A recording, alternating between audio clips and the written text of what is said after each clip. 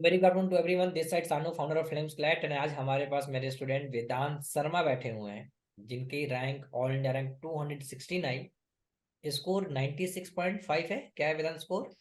7-5। 96.75। और एलिट में अच्छा स्कोर कर रहे हैं। एनएलडी दिल्ली जाने की क्या संभावना है? 100 प्लस रेट में स्कोर कर रहे हो वेदांत, 100 प्लस स्कोर कर रहे हो। सो वेदांत, पहली बात तो रियली कॉन्ग्रेचुलेसन। और I was sure you know this कि जा रहे हो अच्छे, और मैंने पहले भी दफा तुमको बता रखा है। बट मैं हम्म। तुमसे सुनना चाहूंगा कि जर्नी क्या रही। जर्नी शुरुआत करने से पहले मैं तुम्हारा बैकग्राउंड देना चाहूंगा ताकि लोग जाने।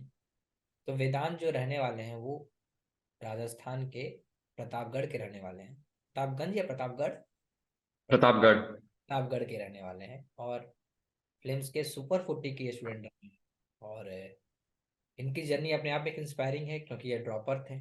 लास्ट इन्होंने क्लैट नहीं लिखा था, पहली दफ़ा क्लैट लिखा है और तैयारी करके लिखा है, और ये स्कोर इन्होंने एलिट और क्लैट में इस बार। तो वेदांत, पहले अपने जर्नी के बारे में बताओ कि तुमने लॉ एज ए करियर क्यों लिया, जो कि एक नॉर्मल क्वेश्चन है। उसके बाद हम कुछ स्पेसिफिक क्वेश्चन से आएंगे, जिसकी वजह से लोग जो इंटरव्यू देख रहे हैं वो कुछ सीख कर जाए। इंटरव्यू का मतलब ही होता है कि सामने वाले को संदेश पहुंचे। तो बताओ जर्नी कैसी? भैया शुरू से मैं थोड़ा स्मार्ट स्टूडेंट था। मतलब क्लास में टॉप करना वो सब तो था 10th तक। ठीक है, पर जो मेन स्ट्रीम सब्जेक्ट्स थे, जो साइंस मैथ्स वो सब, उसमें मुझे इतना पसंद नहीं था। वो बहुत बुकिश लगते थे मेरे को। उसमें चाहे मैं स्कोर भी अच्छा कर रहा था तो भी मेरे को इतना इंटरेस्ट नहीं आता था। और मुझे इंग्लिश में, सोशल में, इनमें पढ़ने में बहुत अच्छा लगता था। और मुझे लगता था कि अगर मेरी नॉलेज जितनी ग्राउंडेड होगी, जितनी रियल लाइफ और प्रैक्टिकल होगी, उतना बेटर रहेगा। तो शुरू से इंक्लिनेशन मेरा उसी साइड पे था। बट तब मेरे दिमाग में ऐसा करियर कभी आया नहीं था। फिर 11th 12th में जब घर वालों ने बोला साइंस लेने को, तो मैंने उनके बात में आके ले ली, उनसे आर्ग्यू भी नहीं किया मैंने। बट 11th 12th में भी मैं देख रहा था कि अल्टरनेट चॉइसेस क्या क्या हो सकती है मेरे पास में। उसमें लॉ एज अ करियर मैंने पहली बार इंकाउंटर किया था, जिसमें मेरे एक दो फैमिली फ्रेंड्स थे, वो भी लॉ प्रैक्टिस कर रहे हैं। ठीक उनसे मेरी बात हुई थी। उसके बाद से मैं थोड़ा यूट्यूब पे सुप्रीम कोर्ट वगैरह के वीडियोस देखने लग गया। ठीक है, कौन सी बात पे क्या चर्चा चलती है, जो बात मैंने सिर्फ हेडलाइन में देखी है वो इतनी डिटेल में वहां पे डिस्कस होती है। लोग रिसर्च करके उनके ऊपर पॉइंट्स बनाते हैं। वो सबसे मैं थोड़ा इंप्रेस हुआ था। तो फिर 12th के बोर्ड दिए। उसके बाद में घर वालों ने बोला क्या करना है, तो मैंने क्लैट के एग्जाम के बारे में थोड़ा रिसर्च किया कि है। पूरा पेपर इंग्लिश बेस्ड है। थोड़ी जीके भी आती है और इंग्लिश मेरी स्ट्रेंथ है, तो मैं इसमें अच्छा स्कोर कर सकता हूँ। मैंने मेरे को प्रैक्टिकली देखा कि इसमें मेरी ऑल इंडिया रैंक, मेरे को शुरू से पता था अगर मैं अच्छा प्रिपेयर करूंगा तो रैंक आ जाएगी। इसलिए फिर मैंने इस एग्जाम की तरफ अपना कदम उठाया। ठीक है, इस एग्जाम में तुमने सबसे बड़ी चीज क्या सीखी? इस एग्जाम में सबसे बड़ी चीज मैंने ये सीखी कि ये मुहावरा मैंने बहुत बार सुना था कि हमेशा एक इंसान सीखता रहता है, कभी भी नॉलेज पूरी नहीं होती है। इस एग्जाम की जब मैंने तैयारी करी तब जाके मेरे को ये चीज और रियलाइज हुई। क्योंकि ऐसा होता था कि किसी दिन मेरा मान लो आरसी सेक्शन में स्कोर फुल आ गया। हम्म। ठीक है, अगले ही मौके में मेरा स्कोर और ड्रॉप कर सकता था और मेरे को अपनी नई गलतियां बता पड़ती, जो हम्म। कि नॉर्मली होता नहीं है। जैसे आप 12th तक अगर स्कूल में पढ़ रहे हो, आपने एक टॉपिक अच्छे से पढ़ लिया, उसके सेम क्वेश्चन आते रहेंगे। ठीक है, वो टॉपिक हो गया है मेरा। पर जब मैं इसमें आया, जीके हर बार नई आ रही है, क्यूटी के क्वेश्चन हर बार नए आ रहे हैं, अलग पैटर्न से सॉल्व होते हैं। तो ये चीज मेरे को एग्जाम में सीखने को मिली कि मेरे पास हमेशा एक ग्रोइंग स्पेस है, और मैं उसकी तरफ बढ़ता रहूं तो मेरा खुद का डेवलपमेंट बहुत अच्छा होगा।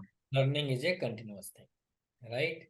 ठीक है। मुझे एपीजे अब्दुल कलाम सर की बात याद आ रही है कि continuous acquired knowledge, be consistent, you have perseverance. उनकी एक बात मुझे याद आ रही है। ठीक है। भैया मुझे ये बताओ कि जब तुम डी डे पर गए, हम्म। और जब पेपर तुम्हें पहले पता चल गया कि इजी है, हाँ। तो तुमने स्ट्रेटेजी क्या बनाई डी डे? अ, भैया, आपने मुझे कहा था कि अगर पेपर इजी होगा तो कट ऑफ बहुत हाई जाएगी, एक एक नंबर पे 100 100 बच्चे बैठे हुए होंगे। ये पहले मुझे पता नहीं था कि मैंने तो मतलब 100 बच्चे इमेजिन भी नहीं कर रहे थे, मैं आपकी बात इतनी तरह से समझ नहीं पाया था। पर जब मैंने उस पेपर को देखा, मैंने आसपास देखा कि यार ये सब बच्चे अब मेरे लेवल पे आ गए। ठीक है, ये मेरी क्लास में बैठे हैं, ऐसे बाकी सारे सेंटर पे बच्चे बैठे हुए हैं, और एक एक नंबर मेरे लिए बहुत कीमती रहेगा। हम्म। ठीक है, क्योंकि मॉक में क्या होता है, आधा नंबर चला गया कोई बात नहीं, 96 बराबर है, 96.5 बराबर है। पर उस टाइम पे मैंने सोच लिया था कि अब एक एक नंबर के लिए मेरे को बहुत ध्यान से करना पड़ेगा। मैंने इसको लेकर स्ट्रेस नहीं किया था कि ओएमआर भरते भरते मेरा हाथ कांपेगा, यार ये एक नंबर जाएगा तो कि नहीं जाएगा। तब मैं थोड़ा काम था, कूल था। बट हाँ, ये बैक ऑफ द माइंड में मुझे ये पता था कि ये पेपर में अब क्या होने वाला है, तो मैं उस हिसाब से थोड़ा चला था। ठीक है। स्ट्रैटेजी मैंने थोड़ी चेंज की थी उसको लेके। यही बात मेरे को नियति में भी दिखी, जब नियति मुझे बताई, AR 57 जो इस बार आई, उसने कहा कि सर मेरे को one thing was very sure that paper easy है, तो एक मार्क के लिए मुझे फाइट करना था ना। I was very clear about your thought that आपने पहले बता रखा था कि पेपर इजी आता है, 2019 रिपीट होता है, तो what to hmm. In your mind, right? तो ये बताओ कि तुम्हें इस बार क्लैट एक अनप्रिडिक्टेबल पेपर है, तुमको इस बार अनप्रिडिक्टेबिलिटी क्या दिखी पेपर? मुझे कंसोर्शियम की अनप्रेडिक्टेबिलिटी ये दिखी कि वो कुछ भी कर सकते हैं। वो एक रियल टेस्ट कभी बना ही नहीं सकते मतलब हमारे लिए, क्योंकि एक जो आइडियल टेस्ट होता है जो एक अच्छे मेरिट वाले बच्चे को लेता है, वो इस बार नहीं हुआ। और होता है ना, लाइफ इज अ गेम, तो ये भी एक टाइप से वैसा ही था, अनफेयर था बट ऐसा ही होता है। तो उसको लेके फिर मैंने वो एक्सेप्ट कर लिया, और बस ये एक्सेप्टेंस के सामने पेपर दिया मैंने। ठीक है, कैसा रहा तुम्हारा इस बार सेक्शन वाइज स्कोर, क्या रहा तुम्हारा? आरसी में 24 में से 24। हम्म। क्यूटी में मेरा 0.25 कटा, मतलब 1.25 कटा, एक क्वेश्चन गलत था। हम्म। और सीआर में मेरे आई थिंक 6 क्वेश्चंस गलत थे। ठीक है। और लीगल में भी 4 क्वेश्चंस गलत थे। और जीके में मेरे 28 में से 21.5 थे शायद, अराउंड दैट। जीके में इतना ही मार्क में स्कोर कर देते? नहीं भैया, जीके का भी मेरा स्ट्रॉन्ग सेक्शन था ही नहीं। तो जीके में मैं उतना कभी स्कोर करता था भी नहीं। और इस बार टॉपिक से ऐसा आया था कि आरसी बेस था, वो ऑल इंडिया आपका जो हुआ था उसके बेस पे ही था थोड़ा थोड़ा, वो उसके बारे में आप बाद में बताऊंगा फिर आपको। हम्म। बट हाँ, जीके में मेरा ये अभी तक का हाईएस्ट स्कोर था जो मेरे पेपर में आया। नहीं, बाद में क्यों बताओगे, बाद में बताओ कुछ। बेटा जो बोलना है सामने बोल दो, रिकॉर्ड चल रही है, कोई अरे बात वो बहुत स्पेशल चीज है थोड़ी। उसका क्या हुआ था, नहीं। आपके है ना, फ्लेम्स का एक ऑल इंडिया मॉक हुआ था। उसका नंबर मेरे को याद नहीं है, बट अभी रिसेंटली हुआ था आखिरी के कुछ टाइम पे। हम्म। उसमें पेपर तो ठीक था, पेपर तो एकदम अलग ही आता है, पर उसका जो जीके सेक्शन था ना, मैं जीके ऐसे करता हूँ, मैं आरसी करता हूँ, सीआर करता हूँ, फिर जीके पे जाता हूँ। तो मैंने जीके खोला, मैंने देखा कि यार 10 मिनट का टाइम है, जल्दी करके बढ़ते हैं, जितना आएगा तो आएगा, ठीक है, क्योंकि मेरे को जीके में ऐसे ज्यादा टॉपिक्स आते तो है नहीं। हम्म। तो मैं जल्दी 10 मिनट लग जाते हैं, मैंने उसको खोला। यार टॉपिक सारे देख रखे मैंने, फ्रेम्स के उस जो आए थे, ठीक है, India Japan relationship, India France relationship, सब पढ़ तो रखे मैंने। पैसेज इतने इतने बड़े दे रखे, क्वेश्चन भी बड़े बड़े दे रखे, ऑप्शन भी बड़े बड़े दे रखे। मेरे को लगा कि यार इसमें तो ये तो खत्म हो गया, ये सालों से पता नहीं कैसा गेम खेल गए, अब मैं क्या करूं। तो मैं बहुत कंफ्यूज हो गया था। मैं देखा बिना।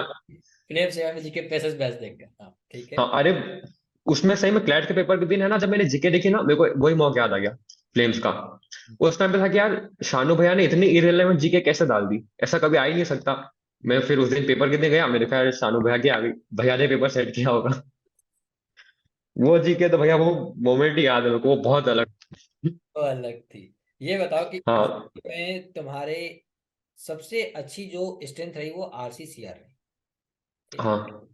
आरसीसीआर के लिए जो बच्चा भी स्टार्ट कर रहा है उसके लिए क्या टिप्स हम्म। तुम्हारे?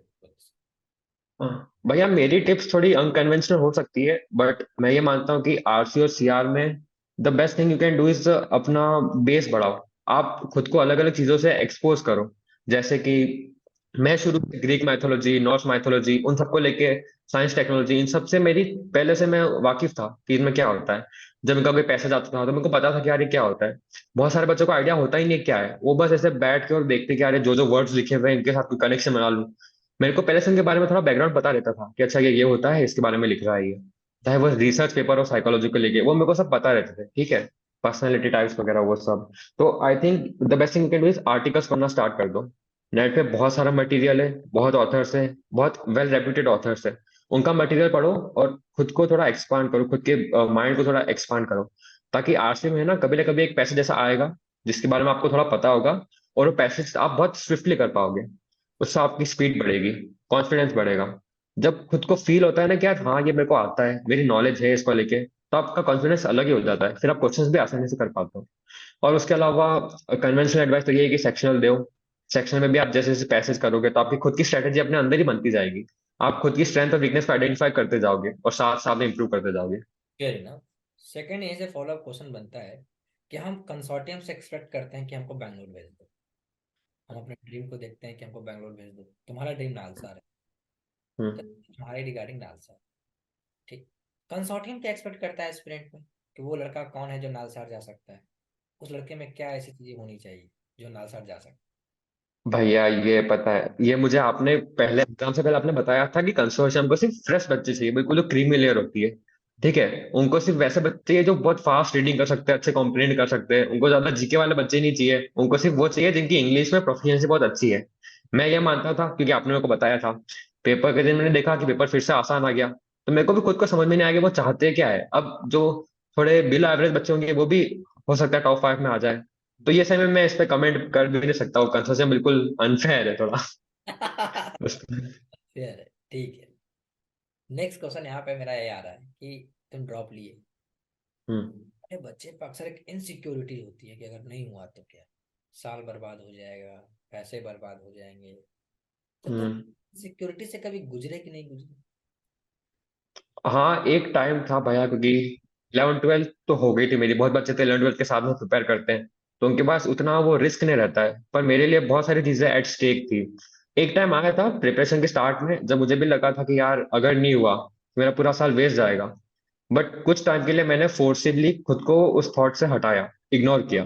ठीक है। पर जैसे जैसे फिर डे टू डे लाइफ में जब मैं पढ़ता रहा, मॉक देता रहा, और जब मुझे वो फील हुआ कि हाँ यार मैं खुद को अच्छे से जान रहा हूँ, स्ट्रेंथ वीकनेस को जान रहा हूँ, और मेरी नॉलेज बढ़ रही है, तो फिर मेरे को रियलाइज हुआ कि यार अगर बाई चांस मेरा सिलेक्शन नहीं भी हुआ ना, तो भी मैं बाकी बच्चों से बेटर रहूंगा। मेरा साल वेस्ट नहीं होगा, साल कभी वेस्ट नहीं होता है। आप हर दिन उठ के 6 7 घंटे किताब खोल के बैठे हो, आपको कुछ तो मिल रहा है ना, नॉलेज मिल रही है ना। इवन तो आपके पास कोई रिजल्ट नहीं हो दिखाने के लिए, बट आप खुद एक रिजल्ट बन जाते हो। कभी आप ऐसा जब लोगों के साथ कभी ऐसा हुआ कि तुमको लगे तुम्हारी तैयारी मोनोटोनस हो गई है, कुछ नहीं है लाइफ में? हाँ एक टाइम पे लगा था, मतलब लगता रहता था बहुत बार, चाहे जब मार्क्स कम आते थे तब लगता था। सेल्फ डाउट हुआ? सेल्फ डाउट तो मेरे को बहुत होता था भैया, आपसे बात करने से पहले भी बहुत होता था, पर आपके फ्लेम्स में आने के बाद थोड़ा कम होने लग गया। क्या हुआ ऐसा कि तुम फ्लेम्स आने के बाद तुम्हारा सेल्फ डाउट कम? मैं जब आप 1 to 1 मेंटरशिप लेते थे ना, एक तो आपकी भी खुद की पर्सनैलिटी ऐसी कि आपसे बात करके थोड़ा बेटर लगता ही था। आप भी आपने हमारे सामने तो कभी इतना सेल्फ डाउट किया नहीं, आपको खुद पे भरोसा था। ठीक है, आप भी एनएलयू से नहीं हो, ठीक है, पर आप बहुत उनसे भी आप बहुत टैलेंटेड हो। आपको देख के एक एक्सेप्टेंस लगता था कि हाँ यार भैया भी है, मैं भी कर सकता हूँ, और भैया आपने हमको चूज किया है। मैं सुपर 40 में था 40 बच्चों में जिनको आप अलग से पढ़ाते थे। ठीक है, आपने कुछ तो हमें भी देखा होगा। तो वो फैक्ट था कि यार भैया ने कुछ देखा है हमें, तो कुछ तो होगा ही, क्योंकि इंसान को खुद की इतनी वैल्यू कभी पता पड़ती नहीं है जब तक सामने वाला कोई उसको बोले नहीं। ऐसा और लगा आप हमको तुम्हें सुपर 40 का प्रोसीजर? सुपर 40 का वजह से बढ़िया था भैया, मतलब बेटर देन एक्सपेक्टेड था। मुझे ऑनलाइन कोचिंग से इतना कुछ आइडिया था भी नहीं कि कैसा पढ़ाते होंगे, क्या करते होंगे। मेरे को लगा रिकॉर्डेड लेक्चर भेज देते होंगे, पर ऐसा था नहीं। रोज का रूटीन आता था, उसके अलावा भी क्लासेस चल जाती थी। रात को एकदम से 11 बजे आपका मैसेज आता था, अभी क्लास है आ जाओ। डाउट सॉल्व कर रहे हैं। बहुत बढ़िया था भैया, बहुत अच्छा था। लास्ट क्वेश्चन मेरे इसी पे आ रही है कि अक्सर हमारे सोसाइटी में लगता है कि ऑनलाइन इंस्टीट्यूट जो होती है, फैकल्टी, हम्म। जो मैं जितने भी लोग को इंटरव्यू ले रहा हूँ मैं सवाल पूछ रहा हूँ उनसे, ताकि मैं एक संदेश दे पाऊँ कि ऐसा नहीं होता। तो कैसी रही तुम्हारी फ्लेम स्लाइड की जर्नी? मेरी जर्नी बहुत बढ़िया रही भैया, वही बेटर देन एक्सपेक्टेड थी, क्योंकि मेरे को भी पहले ऐसा लगता था कि यार ऑनलाइन कोचिंग में कुछ ज्यादा होता होगा नहीं। बट जब मैं फिल्म्स में आया, सुपर 40 में आया, आपने एक डाउट क्लियरेंस ग्रुप था उसमें ऐड किया, उसमें करीब 200 बच्चे थे शायद, 150 to 200 बच्चे थे। टीचर्स भी थे, एनएलयू के बच्चे जो पढ़ रहे हैं सेकंड ईयर थर्ड ईयर में, वो भी हमारे डाउट सॉल्व कर रहे हैं। वो सब देख के लगा कि यार ये एक अलग कम्युनिटी है। हम रियल लाइफ में साथ में एक रूम में बैठे नहीं होंगे, पर हाँ हम साथ में बैठ के बात कर सकते हैं। और बिल्कुल अच्छा लगा मेरे को, दोस्त भी बने बहुत सारे इसलिए। बस बन गए फिल्म्स में? हाँ ज्यादातर टीचर्स भी है, पर हाँ बच्चे भी है। बच्चे भी है? बच्चे कौन थे हाँ हमारे अच्छे फिल्म्स में? अब नाम पे नहीं लूँ भैया, लड़के होंगे ज्यादातर तो। लड़के? चलो, नाम नहीं ले, दोस्त अच्छे बनाए हो तुम, अच्छी बात है, लाइफ में दोस्त अच्छी बनाने। ठीक है। तुम्हारा सक्सेस मंत्रा क्या होगा नेक्स्ट ईयर? बच्चे पूछ रहे थे कि ये कंसर्न था कि लास्ट ईयर भी क्रैटेजी आ जाएगा, तो हम तो खुद से करेंगे, कोई मैं कहता गाइडेंस की जरूरत है, फैकल्टी और टीचर की जरूरत है, या टीचर को जरूरत नहीं है, हम सब घर चले जाएं और बच्चे नॉर्मल इसको इजी पेपर मान के? तुम्हें क्या लगता है टीचर की भूमिका है नहीं इसमें? नहीं भैया, ये तो ऑब्वियस है। टीचर्स की जरूरत होती है, चाहे इजी पेपर आए, डिफिकल्ट पेपर आए, या फिर कुछ भी हो जाए, पर टीचर्स की हमेशा जरूरत रहती है, क्योंकि आपको हमेशा हमसे बेटर पता रहता है इसलिए। और आप हमेशा उन चीजों में हमारी हेल्प कर सकते हो, चाहे किसी बच्चे को ऐसा भी लग रहा हो कि पेपर इजी है, तो कुछ और चीजें होंगी जो सिर्फ आपको पता होंगी। आपको पता है पेपर इजी आएगा तो क्या चीजें होंगी, क्या चीजें नहीं होंगी, ये सब बच्चे को पता रहती ही नहीं है, और कोई ना कोई बताने वाला होना चाहिए। इसलिए कभी भी किसी बच्चे को ऐसा थॉट तो आना नहीं चाहिए कि मेरे को आपकी जरूरत नहीं है, पेपर इजी आने वाला है। ऐसा नहीं होता है भैया। फिर टीचर की जरूरत क्यों है? जो लास्ट ईयर क्लास निकाला है वो भी ये बात बता देगा कि भाई पेपर ऐसा आ सकता है, तो टीचर की भूमिका है या सिर्फ कोई गाइड कर दे उसकी भूमिका है? भैया टीचर ऐसे, अगर आपको कोई कॉन्सेप्ट ऑलरेडी आते हैं, ठीक है, आपको मैथ्स के फॉर्मूला चैप्टर्स आते हैं, तो उस फैक्टर में आपको टीचर की जरूरत नहीं है, वो मान सकते हैं अपन कि जो आपने पढ़ रखा है वो फिर से नहीं पढ़ना है। अगर बट आप प्रैक्टिस की बात मुझे करें तो। लिखा पता है, लेकिन हम्म। मेरा कंसर्न है कि थ्योरी की जरूरत है किस एग्जाम में, लॉ लीगल पढ़ने की जरूरत है कि नहीं है। अ, मैं कुछ नहीं भैया, मेरे लिए उतनी नहीं थी। और मैं ऐसा नहीं, आप पढ़ो तो अच्छा है, आपका एडवांटेज रहेगा, बट ऐसा नहीं कि आप 1-2 घंटे बैठ के लीगल के आर्टिकल्स पढ़ते रहो। आपको उसकी नॉलेज है तो अच्छा है, चाहे आपसे टीचर 2 मिनट बैठ के वो टॉपिक डिस्कस भी कर लेना, तो आई थिंक आप सेम पेज पर आ जाओगे। rather than आप 1 घंटा बैठ के अलग अलग 5 वेबसाइट्स उसको पढ़ो। अगर आपको टीचर बता रहा है तो आप उसी लेवल पे आ सकते हो। जो आपको आईपीसी समझने में मुश्किल होगी, फैकल्टी उसको इजीली बताए। हाँ वही। ठीक है। हम्म। सी और सीआर में लोग कह रहे हैं कि सिर्फ प्रैक्टिस करो तो हो जाता है, थ्योरी की जरूरत नहीं है। तुम्हें क्या लगता है, थ्योरी जरूरत है या सिर्फ प्रैक्टिस करते रहें, कुछ भी करते रहें हो जाएगा? नहीं भैया, कुछ भी करने से तो आप मिसगाइडेड हो जाओगे। मेरा आरसी तो फिर भी ठीक है, आरसी थोड़ी स्टेटेड होती है तो मान सकते हैं, बट सीआर में मैंने शुरू से ऐसा ही माना है कि सीआर बिल्कुल मैथ्स जैसी है। आपको चीजें गिवन रहेगी, आपको अपना नॉलेज एक बिल्कुल formula based step by step procedure करना है, आपको उसके आर्गुमेंट अलग करने हैं, उसका कंक्लूजन वो बोल रहा है उसको अलग करना है। ठीक है, फॉर्मूला लगा के खुद का इन्फ्रेंस बनाना है। ठीक है, जो अजम्पशन नहीं हो सकता उसको एलिमिनेट करना है। सीआर बिल्कुल स्टेप बाय स्टेप प्रोसीजर है, और ये कोई बताने वाला होना, हमको आपने बताया, आपकी सीआर वैसे बहुत अच्छी है भैया। ठीक है, आप ऐसे एकदम सीआर के टीचर हो नहीं, आप खुद को बुलाते नहीं हो, पर आपकी सीआर बहुत अच्छी है। इसलिए सीआर बिल्कुल उसके लिए गाइडेंस चाहिए रहता है, बिल्कुल स्टेप बाय स्टेप प्रोसीजर है, आप खुद इतना सेल्फ लर्न कर नहीं सकते हो, क्योंकि हर एक पैसेज अलग होगा, हर एक में थोड़ा कॉन्सेप्ट चेंज होगा। तो वो पकड़ना कैसे पकड़ना वो आप ही बता सकते हो। जब फिल्म स्टार्ट किया 2019 में अकेले, तो 2019 20 21 22 तक मैं सीआर और लीगल दोनों पढ़ा था। मैंने तुम्हारी वजह से सीआर पढ़ाना छोड़ दिया था, तभी मैंने लास्ट में क्लास ले लिए थे 9 AM सीआर क्लास। और उस हम्म। गजब की भीड़ थी, मॉर्निंग 9 AM 8 AM 100 बच्चे बैठ गए हैं, 90 90 बच्चे आ जा रहे हैं कि 9 AM सीआर क्लास किया। मैं क्लास लिया, मैंने उतनी नहीं लिया, मैं मानता हूँ। नेक्स्ट ईयर ट्राई करूंगा कि अपकमिंग बैच को सीआर जरूर पढ़ाऊँ वापस से, मैं भी मिस कर रहा था। और काफी अच्छा लगा कि तुम लोगों से जो 9 AM सीआर क्लास होती थी, 3 3 घंटे हम्म। सीआर, क्योंकि मुझे लगता है कि यार मेरे लिए सीआर प्रैक्टिस से ज्यादा तुम्हारी कॉन्सेप्ट पे कमांड इंपॉर्टेंट है, कि तुम अजम्पशंस को -2 थ्योरी को तुम कितना बेहतर समझ, हम्म। डिफरेंस और कंक्लूजन के बीच में ब्रिज है, तुम कैसे आइडेंटिफाई कर रहे हो, तुम अपने ओनली और एग्जैक्टली और तुम मोस्ट कंक्लूडिंग ऑप्शन के ऊपर तुम कह जा रहे हो। विदाउट थ्योरी मेरे लिए तो ये बात समझ ही नहीं आती कि अगर मुझे पता ही नहीं वो रास्ता चलना कैसे है, तो फिर तो मैं कुछ भी करूँ। बिल्कुल भैया। ये बात है। लास्ट क्वेश्चन यही है कि सक्सेस मंत्रा क्या है नेक्स्ट ईयर बच्चों के लिए? सक्सेस मंत्रा क्या है? मिसगाइड मत होना। 100 चीजें मिलेगी तुमको मार्केट में, बट तुमको रियलाइज कर लेना चाहिए कि कौन सी चीज तुम्हारे लिए रियली हेल्पफुल है। ठीक है। और उसी के साथ साथ में एक सेल्फ रिफ्लेक्शन भी डालना कि यार मेरी स्ट्रेंथ क्या है, मेरी वीकनेस क्या है। और आने वाले 10 महीनों में, 6 महीनों में, आप जितने टाइम भी प्रिपेयर कर रहे हो, उन स्ट्रेंथ और वीकनेस पे कैसे इंप्रूव करना है आपको, वीकनेस कैसे एलिमिनेट करनी है, स्ट्रेंथ पे कैसे काम करना है, और टाइम कैसे मैनेज करना है, ये चीजें बहुत जरूरी होती है भैया। अपना टाइम वेस्ट मत करना, और जो टाइम लगा रहे हो वो यूजफुल चीजों में लगाना जो आपको एक्चुअली में हेल्प करेगी। Very good, well. सो यहीं पे कंक्लूड करते हैं, क्योंकि नेक्स्ट सैटरडे दिल्ली का भी जब रिजल्ट आएगा तो कुछ बातें उस दिन के लिए भी छोड़ दे, ये ध्यान। ठीक है भैया। So that's call of the day. Thank you so much Vedant, and many many thank congratulation. You.